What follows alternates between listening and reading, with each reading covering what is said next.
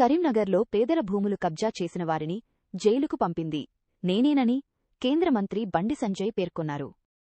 నగరాభివృద్ధికి తాను తెస్తున్న నిధులను చూసి ప్రధాని మోదీ నన్ను మెచ్చుకున్నారని వెల్లడించారు. బీఆర్ఎస్ కబ్జాకోరులకు టికెట్లు ఇస్తే కాంగ్రెస్ ఓటమి భయంతో ఎంఐఎంతో చేతులు కలిపిందని ధ్వజమెత్తారు. కేంద్రం నుండి మరిన్ని నిధులు రావాలంటే బీజేపీ అభ్యర్థులను భారీ మెజారిటీతో గెలిపించాలని ఆయన ఓటర్లను కోరారు. కోట్రాపూర్ రోడ్ కూడా ఇలా పైసలు నేను ఇస్తా, ఆ రోడ్డును పూర్తి చేసే బాధ్యత నేను తీసుకుంటాను. 50 కోట్ల రూపాయలు ఆల్రెడీ వచ్చి ఉన్నాయి. గిన్ని పైసలు మేము తెచ్చినాం.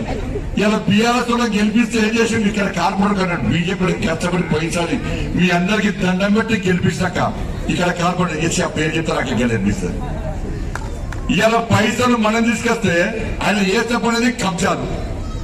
ఆయన సొంత ల్యాండ్ కబ్జా చేస్తే దాన్ని నాలుగు వచ్చి అన్నకి జాగనకు ప్రొసీడింగ్ ఇప్పియానంటే నో ప్రభుత్వ జాగనకు సపోర్ట్ కబ్జా చేస్తే లోపల వేయించడప్ప నేను సపోర్ట్ చేయని నేను చెప్తే కమలాకరణ పిలిచాక నువ్వు బీఆర్ఎస్ లో ఏరు ఆ జాగనకి ఇస్తా అంటే తెలంగాణ కాంగ్రెస్ కూడా 9 మందినక 9 మందిని లోపడించిన నేనే.